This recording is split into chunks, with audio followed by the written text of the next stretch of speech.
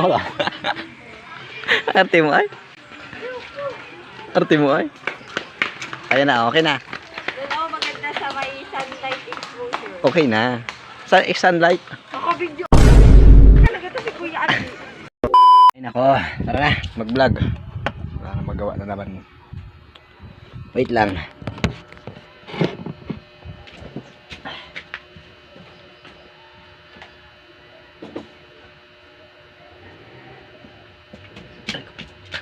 Yo, mag-vlog tayo. Punta tayo sa plaza, yo.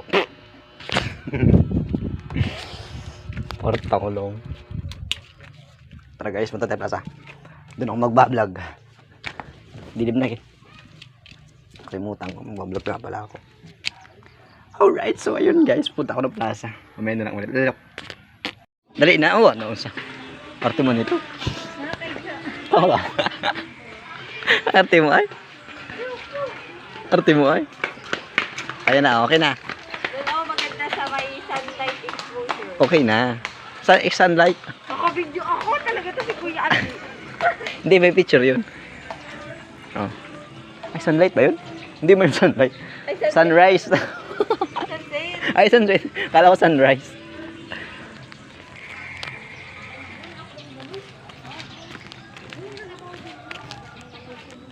Ganda oh.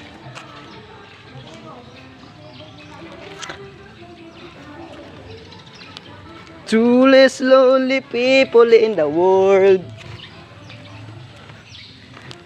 Anak ni Kuya Alvin. Ha?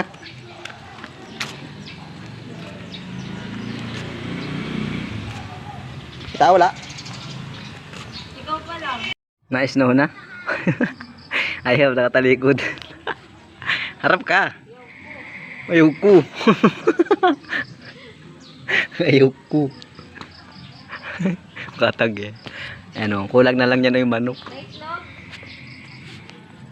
Andito na sila, nagbabasketball, no? Tara dito. Andito na, oh. Ano ba? How and then... Ay, wala pa din.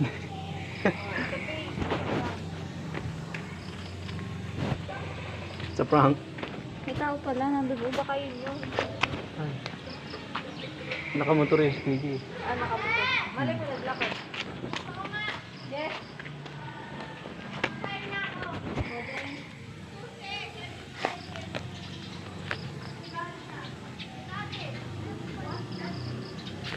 Alright, magbablog tayo. So, ayan na. Tama na ang ka-eme-eme na yan. Mag-vlog na tayo.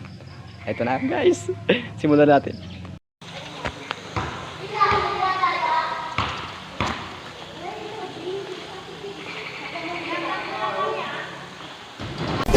Alam mo, kapag tumatanda na pala tayo, mas priority na natin yung paano maging masaya. Marirealize mo na mas masarap i-enjoy ang buhay pag masaya ka. Di mo kailangan makipagtalo sa mga taong walang bilib sa'yo as long as nag-enjoy ka naman sa ginagawa mo. Maiksi lang ang buhay natin, hindi natin kailangan makipag-argumento.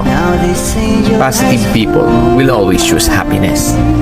Kaya kung saan ka masaya, tuloy mo lang. Enjoy lang natin ang ating buhay kung saan tayo nagiging masaya.